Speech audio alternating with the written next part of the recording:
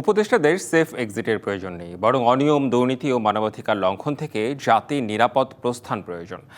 এছাড়াও অনেক আইন থাকলেও বাস্তবায়ন সংকট বা অনাগ্রহের কারণে মানবাধিকার লঙ্ঘন ঠেকানো যাচ্ছে না। রাজধানীতে এক আলোচনায় এসব কথা বলেছেন সরকারের 3 উপদেষ্টা। এ বিষয়ে বিস্তারিত জানাতে অনলাইনে যুক্ত হয়েছেন সিনিয়র সাংবাদিক শামসুল আলম লিটন। আপনাকে স্বাগত জানাচ্ছি। শুরুতে একটু জানতে চাই যে মূলত বিষয়টা শুরু হয়েছিল যে এনসিপির 2 নেতা আসলে সেফ এক্সিটের কথা যখন বললেন, তখন আসলে উপদেষ্টাদের পক্ষ থেকেও বলা হলো যে আসলে তারা এই বিষয়ে সুস্পষ্ট বক্তব্য চান। আজকে যেটি হলো যে উপদেষ্টারা আসলে বলছেন যে দেশের দুর্নীতি, অনিয়ম এগুলো থেকে সেফ এক্সিট দরকার। এই যে আপনার এই যে কি মনে হয় যে এনসিপি নেতারা একরকম বক্তব্য দিচ্ছে, উপদেষ্টারা তাদের মতো করে কথা বলছেন, এই সেফ এক্সিটের বিষয়টা আসলে কতটুকু প্রাসঙ্গিক? এই ফেক্সিট বলতে নাহিদ ইসলাম যেটা বলতে চেয়েছেন সেটার আগের কথাটি ছিল আখের গুছানোর কথা। সুতরাং নাহিদ ইসলাম একজন সাবেক উপদেষ্টা এবং এই উপদেষ্টা পরিষদে তিনি মেম্বার ছিলেন। তিনি জুলাইয়ের ছাত্র গণ অভ্যুত্থানের অন্যতম প্রধান নেতা। সুতরাং তার এই বক্তব্যটির রাজনৈতিক এবং এথিক্যাল ভ্যালু রয়েছে সব দিক থেকে। এটি সেফ এক্সিট যদি শুধু বলা হতো তাহলে ব্যাপারটা কিন্তু নিরাপদ এক্সিট অথবা নিরাপদভাবে ট্রান্সফরমেশন এটা বোঝাতো, কিন্তু আখের গোছানোর কথার সঙ্গে কিন্তু অনিয়ম, দুর্নীতি কিংবা অন্য অনেক অন্যায্য বিষয় জড়িত, যার সঙ্গে ফ্যাসিবাদী সরকারের যে সমস্ত অপকর্ম ছিল তার সঙ্গে মিল খুঁজে পাওয়া যায়।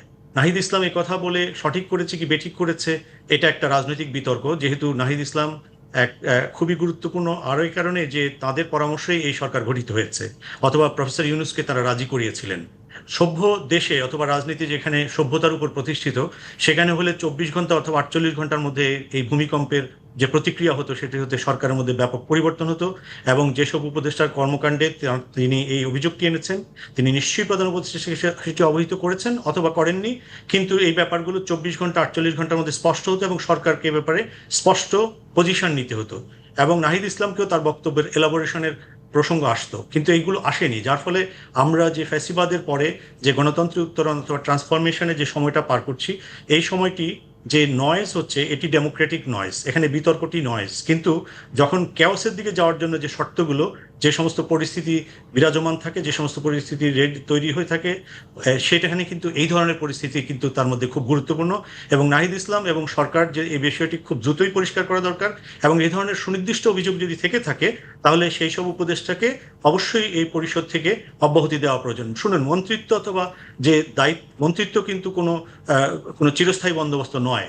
এটি কিন্তু গণতান্ত্রিক সমাজে আজকে যিনি মন্ত্রী আছেন তার সামান্যতম দায়িত্ব অবহেলা অথবা কোনো ধরনের বক্তব্যের জন্য কিন্তু তাকে আইদার পদত্যাগ করতে হয় অথবা সরকারকে সরিয়ে দিতে হয়।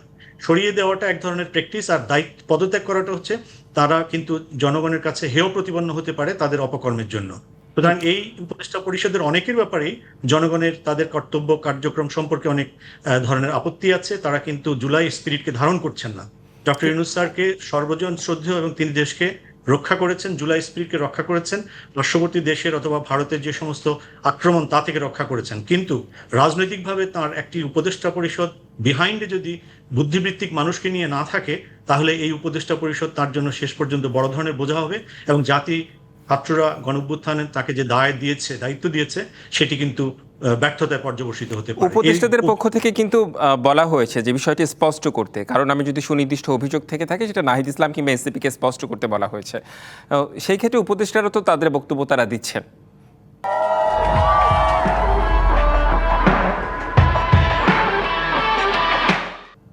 কিন্তু তিনি কোন উপদেষ্টাদের মিন করেছেন, কারা সেই উপদেষ্টা, কারা আখের গুছাচ্ছেন, কাদের সেফ এক্সিট দরকার, এই বিষয়টি খুবই প্রাসঙ্গিক।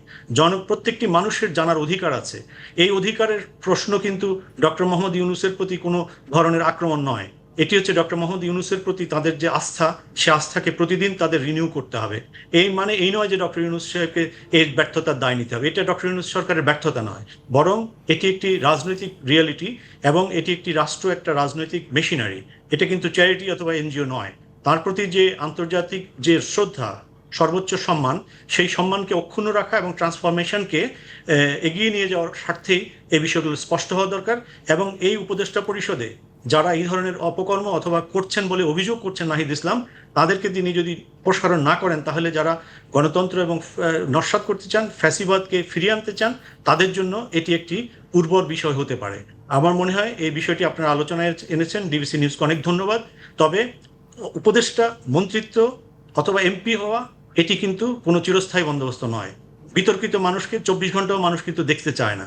বিতর্ককে নিয়ে যদি প্রধান উপদেষ্টার দপ্তর বসে থাকেন, তাহলে যে নীরবতার সংস্কৃতি তৈরি হয়, সেখানে কিন্তু ক্ষোভের সংস্কৃতি তৈরি হয়। এগুলো প্রপারলি অ্যাড্রেস করা না হলে, যেই গণঅভ্যুত্থানের পরে গত 1-1.5 বছরে যে ক্ষুদ্র ক্ষুদ্র বিষয়গুলি নিয়ে ধীরে ধীরে জমা হচ্ছে, এটি কিন্তু যে কোনো সময় আরেকটি অভ্যুত্থানের ক্ষেত্র তৈরি করতে পারে, যেটি ষড়যন্ত্রকারীরা দেশের বিরুদ্ধে শক্তি এটি থেকে ফল তুলে নিয়ে আসতে জি, পারে। শামসুল আলম, লিটন, আপনি বলেছেন যে হচ্ছে অ্যাড্রেস করতে হবে। উপদেষ্টারা কিন্তু জানতে চেয়েছেন, এটা একটি বিষয়। আর আজকের অনুষ্ঠানের বিষয় একটু আমি জানতে চাই যে 3 উপদেষ্টা কথা বলেছেন এবং তারা বলেছেন দুর্নীতি এবং অনিয়মের জন্য হচ্ছে সেফ এক্সিট খুঁজতে হবে দেশের মানুষকে, তাহলেই হচ্ছে দেশটাকে রক্ষা করা যাবে। মানে দুর্নীতি অনিয়মের বিরুদ্ধে তারা কথা বলেছেন, এই বিষয়ে সেফ এক্সিট খোঁজার কথা বলেছেন। এই প্রসঙ্গে আসলে কি বলবেন?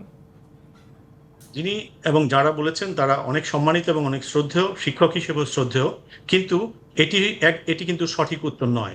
জনগণের এক্সিটের কোনো প্রয়োজন নেই। জনগণ বরং ক্ষমতায় যারা থাকে, তারা ক্ষমতায় থেকে যখন অনিয়ম, বিভিন্ন ধরনের দুর্নীতি, অনিয়মের সঙ্গে জড়িত, তাদের থেকে এক্সিট নিতে হয় জনগণকে। জনগণ কিন্তু অত্যন্ত ক্ষমতাধর। জনগণ ক্ষমতাধর ছিল বলেই পরম ক্ষমতাধর শেখ হাসিনার ফ্যাসিবাদী শাসনকে ছুঁড়ে ফেলে দিয়েছে। জনগণ কিন্তু মন্ত্রীদের, উপদেষ্টাদের কবল থেকে রক্ষার প্রয়োজনে জনগণ উপদেষ্টাদেরকে বিনীতভাবে অনুরোধ করে যে তারা যেন তাদের কাজগুলো, তাদের যে রেগুলেটরি রেসপন্সিবিলিটি এবং ট্রান্সফরমেটিভ রেসপন্সিবিলিটি একটা রাইট ওয়েতে করেন, এবং যেখানে তারা করছেন না, এটা তথ্য প্রবাহের যুগ, পত্রিকায় ছাপা হতে হয় না। যেভাবে বিভিন্ন জায়গায় বিভিন্ন উপদেষ্টার কার্যক্রম সম্পর্কে অসন্তোষ রয়েছে এবং এই উপদেষ্টা পরিষদ সম্পর্কে, ডক্টর ইউনূস সম্পর্কে মানুষের শ্রদ্ধা যতখানি, ঠিক উপদেষ্টা পরিষদের কোনো কোনো সদস্যের দায়িত্ব জ্ঞানহীনতা এবং কোনো কোনো সদস্যের দুর্নীতির অভিযোগ সম্পর্কে ততোধিক কিন্তু অশ্রদ্ধা রয়েছে। এটাকে অ্যাড্রেস করতে হবে প্রধান উপদেষ্টার দপ্তর এবং প্রধান উপদেষ্টার দপ্তরের যে কমিউনিকেশন ম্যানেজমেন্ট সিস্টেম আছে, প্রেস সেক্রেটারি আছে, তার মাধ্যমেই এটা করতে হবে। জি, আপনি সুনির্দিষ্ট অভিযোগগুলো অ্যাড্রেস করার কথা বলছেন এবং সামগ্রিকভাবে একটি সিস্টেমের আওতায় নিয়ে আসার কথা বলছেন। আপনাকে অনেক অনেক ধন্যবাদ আমাদের আজকে যুক্ত হবার জন্য আমাদের সংবাদে।